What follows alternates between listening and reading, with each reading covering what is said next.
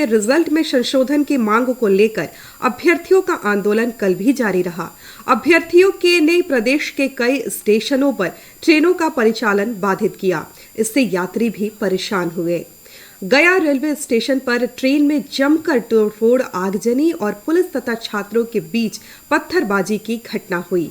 इस दौरान छात्रों ने गया जंक्शन के अलावे दूसरी संपत्ति को भी नुकसान पहुंचाया।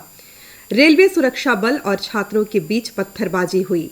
छात्रों के हंगामे को नियंत्रण करने के लिए पुलिस की ओर से आंसू गैस छोड़े गए। अभ्यर्थियों के विरोध प्रदर्शन के कारण पिछले 2 दिनों से प्रदेश में रेल सेवाओं पर असर पड़ा है। इस घटना के बाद प्रदर्शनकारी अभ्यर्थियों को हिरासत में भी लिया गया है। जिलाधिकारी डॉक्टर त्यागराज गया जंक्शन पर पहुंचकर स्थिति का जायजा लिया। उन्होंने बताया कि उपद्रवियों को चिन्हित कर कार्रवाई की जाएगी।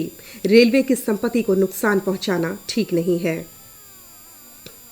आंदोलनकर्ताओं को हम लोगों ने समझाया, सारे बातें जो अभी कमेटी बनी है और जो ईमेल दिया गया है जिसमें डालने के लिए, अपना ग्रीवेंस डालने के लिए, सारे बातें उनको माइक के माध्यम से भी बोला गया है और आंदोलन करते हट गए।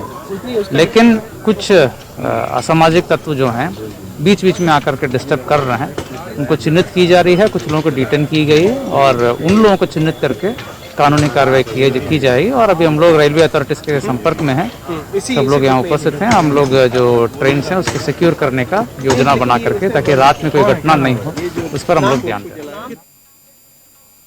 इस बीच अभ्यर्थियों के उग्र प्रदर्शन को देखते हुए रेलवे बोर्ड ने पूरे मामले की जांच के लिए समिति गठित की है। यह जानकारी देते हुए पूर्व मध्य रेलवे हाजीपुर के CPRO राजेश कुमार ने छात्रों से शांति बनाए रखने की अपील की है। से सलाह है, निवेदन है कि वे ऐसा न करें। और अभी सूचना हम लोग को मिल रही है कि रेलवे बोर्ड ने छात्रों की समस्या के निराकरण के लिए एक कमेटी का गठन कर दिया है।